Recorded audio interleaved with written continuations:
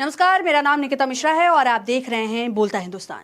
कभी प्रधानमंत्री नरेंद्र मोदी के नेतृत्व की खुलकर तारीफ करने वाली लेखिका मधु किश्वर आज उन्हीं की सबसे मुखर आलोचकों में गिनी जाती हैं। जी हां, एक समय ऐसा भी था जब मधु किश्वर मोदी सरकार के कई फैसलों का समर्थन करती थी, लेकिन पिछले कुछ सालों में उनका रुख पूरी तरह बदलता दिखाई दिया है। अब वह सोशल मीडिया प्लेटफॉर्म एक्स पर लगातार सरकार की नीतियों, फैसलों और राजनीतिक घटनाओं पर सवाल उठाती नजर आती हैं। नीयत सच्ची हो तो पूरी कायनात आपके हक में खड़ी हो जाती है। ਮਾਨ ਸਰਕਾਰ ਨੇ ਨਹਿਰੀ ਪਾਣੀ ਦੀ ਸਮੱਸਿਆ ਨੂੰ ਨਜਿੱਠਣ ਵਾਸਤੇ ਬਹੁਤ ਵਧੀਆ ਕੰਮ ਕੀਤੇ ਆ। ਸਾਡੇ ਖੇਤਾਂ ਨੂੰ ਪਾਣੀ ਪੂਰਾ ਲੱਗਣ ਲੱਗ ਪਿਆ ਜੀ। माझा, मालवा, दुआबा और पुआध के इलाके दुआएं दे रहे हैं। ਮਾਨ ਸਰਕਾਰ ਦਾ ਬਹੁਤ-ਬਹੁਤ ਧੰਨਵਾਦ ਕਰਦੇ ਹਾਂ। ਐਸ ਜੂਨ ਜੁਲਾਈ ਜਦੋਂ ਝੋਨੇ ਦੀ ਫਸਲ ਹੋਊਗੀ ਇਹ 85% ਤੇ ਪਹੁੰਚ ਜਾਾਂਗੇ। एक बार फिर मधु किश्वर की एक नई पोस्ट ने सोशल मीडिया पर चर्चा का विषय तेज कर दिया है। इस पोस्ट में उन्होंने साल 2014 के चर्चित नारे अच्छे दिन आने वाले हैं का जिक्र करते हुए व्यंग किया और दावा किया कि आज देश में एक के बाद एक ऐसा विवाद सामने आ रहे हैं जिन पर सरकार को जवाब देना चाहिए। अपनी पोस्ट में उन्होंने कई अलग अलग मुद्दों का उल्लेख किया है। हालांकि यह साफ करना जरूरी है कि ये सभी बातें मधु किश्वर द्वारा सोशल मीडिया पर किए गए दावे हैं। इनकी जो स्वतंत्र पुष्टि नहीं की गई है और अलग अलग मामलों की अपनी अलग अलग तथ्यात्मक और कानूनी स्थिति है। आइए जानते हैं कि आखिर मधु किश्वर ने क्या लिखा है और उनकी इस पोस्ट को लेकर सोशल मीडिया पर कैसी बहस छिड़ी हुई है। जी हां, आपको बता दूं कि साल 2014 का चुनाव शायद ही कोई भूला होगा। इस चुनाव में एक नारा पूरे देश में सबसे ज्यादा सुनाई दिया था, अच्छे दिन आने वाले हैं। यही नारा भारतीय जनता पार्टी के चुनाव प्रचार की पहचान बन गई थी।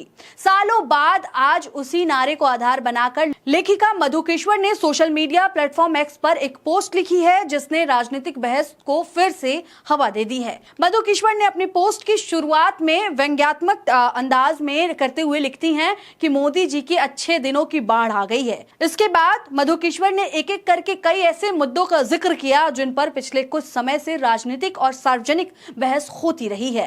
अपनी पोस्ट में मधु किश्वर ने क्या कुछ लिखा है, पहले आपको मैं ये बताती हूँ। मधु किश्वर ने अपनी पोस्ट में लिखा कि लगता है कि मोदी जी के अच्छे दिनों की बाढ़ आ गई है। अच्छे दिनों की बाढ़ आ गई है, ऐसा मधु किश्वर ने अपनी पोस्ट में शुरुआत में लिखा है। उन्होंने लिखा कि शुरुआत हुई पेपर लीक के साथ, उसको जैसे तैसे संभाला कॉकरोच जनता पार्टी की मास्टर स्ट्रोक या नौटंकी खेलकर और फिर धड़ाधड़ हुआ अयोध्या राम मंदिर के महाघोटाले का भांडाफोड़। वह मुसीबत अभी टली भी नहीं थी कि एथेनॉल स्कैम बाबत नित किए गए भंडारे फोड़े जा रहे हैं। इस बीच शंकराचार्य जी पर थोपे गए पॉक्सो केस के पीछे का षड्यंत्र भी खुलकर सामने आ गया। इसी के साथ उन्होंने लिखा कि फेक अवार्ड के खुलासे ने भरपूर जग हंसाई करवाई। अब देखते हैं कि द्वारका पीठ इत्यादि अन्य मंदिरों के घोटाले कैसे गुल खिलाएंगे।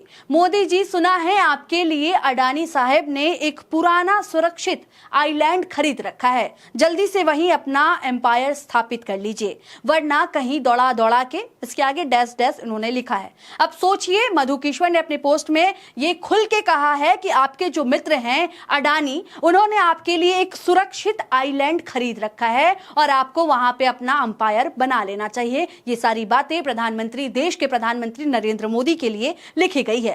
फिलहाल उन्होंने ये भी कहा है कि आप अपने अंपायर को वहां पे स्थापित कीजिए, वरना दौड़ा दौड़ा के डैश डैश दिया गया है, इसके आगे आप अपने आप आकलन कीजिए कि वो कहना क्या चाहती थी। फिलहाल आपको बता दें कि अपने पोस्ट में उन्होंने सबसे पहले कई अलग अलग राज्यों में सामने आए पेपर लीक के मामलों का उल्लेख किया। उन्होंने दावा किया कि युवाओं से जुड़े इन मुद्दों ने सरकार को कटघरे में खड़ा किया और देश भर में बेरोजगारी तथा भर्ती परीक्षाओं की पारदर्शिता को लेकर के भी सवाल उठे। हालांकि अलग अलग राज्यों में इन मामलों की परिस्थितियां अलग अलग रही है और कई मामलों में जांच एजेंसियां कार्रवाई भी कर चुकी है। इसके बाद मधु किश्वर ने अयोध्या राम मंदिर से जुड़े विवादों का जिक्र किया। उन्होंने सोशल मीडिया पर चल रही उन चर्चाओं का उल्लेख किया जिसमें राम मंदिर ट्रस्ट और प्रबंधन से जुड़े सवाल उठाए जा रहे हैं। उनकी पोस्ट में दावा किया गया कि इस विषय पर लगातार नए आरोप सामने आ रहे हैं।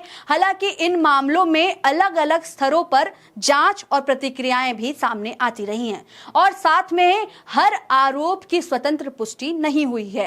आपको बता दें कि इसके बाद उन्होंने एथेनॉल नीति से जुड़े विवादों का भी उल्लेख किया है। मधुकेश्वर ने दावा किया कि इस विषय को लेकर के भी कई सवाल उठाए जा रहे हैं और सरकार को साफ जवाब देना चाहिए। यह भी ध्यान देने वाली बात है कि एथेनॉल नीति को लेकर सरकार का कहना रहा है कि इसका उद्देश्य ऊर्जा सुरक्षा बढ़ाना, आयाती ईंधन पर निर्भरता कम करना और किसानों को लाभ पहुंचाना है। वहीं आलोचक इस नीति के कुछ पहलुओं पर सवाल उठाते रहे हैं। मधुकेश्वर ने अपनी पोस्ट में शंकराचार्य से जुड़े एक विवाद का भी जिक्र किया और उसे राजनीतिक साजिश बताया। हालांकि इस संबंध में भी अलग अलग पक्षों के अपने अलग अलग दावे हैं और मामले से जुड़े तथ्य और कानूनी प्रक्रियाएं अलग विषय है। इतना ही नहीं, उन्होंने सोशल मीडिया पे जिस तरह से प्रधानमंत्री नरेंद्र मोदी को सम्मान मिला उनका भी उल्लेख करते हुए सरकार और प्रधानमंत्री पर व्यंग किया है।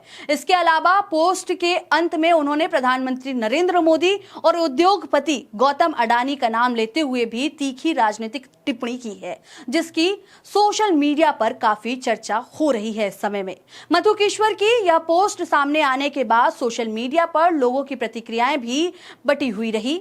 एक वर्ग ने उनकी पोस्ट का समर्थन करते हुए कहा कि लोकतंत्र में सरकार से सवाल पूछना नागरिक का अधिकार है और जिन मुद्दों का जिक्र किया गया है उन पर पारदर्शिता के साथ जवाब आना चाहिए। वहीं दूसरी ओर कई लोगों ने मधुकेश्वर की पोस्ट की आलोचना भी की है। उनका कहना था कि सोशल मीडिया पर लगाए गए आरोपों को बिना ठोस सबूत के स्वीकार नहीं किया जा सकता और राजनीतिक टिप्पणी और तथ्यात्मक निष्कर्ष में अंतर होना चाहिए। कुछ लोगों ने यह भी कहा कि अलग अलग मामलों को एक साथ जोड़कर प्रस्तुत करना उचित नहीं है। यही वजह है कि यह पोस्ट केवल एक राजनीतिक टिप्पणी तक सीमित नहीं रही बल्कि सोशल मीडिया पर व्यापक बहस का विषय बन गया है। समर्थक और विरोधी दोनों अपने अपने तर्कों के साथ सामने आए और एक्स सहित दूसरे प्लेटफॉर्म पर इस पोस्ट को लेकर लंबी चर्चा होती रही।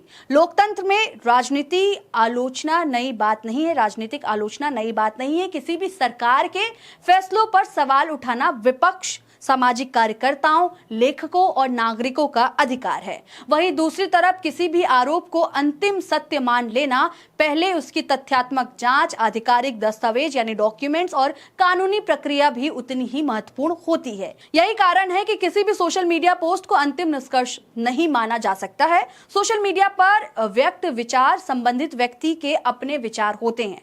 जब तक किसी आरोप की स्वतंत्र पुष्टि ना हो जाए, संबंधित एजेंसियां का कोई निष्कर्ष ना दे दे, तब तक उन्हें आरोप या दावा ही माना जाता है। फिलहाल मधुकेश्वर की यह पोस्ट सोशल मीडिया पर लगातार चर्चा में बनी हुई है।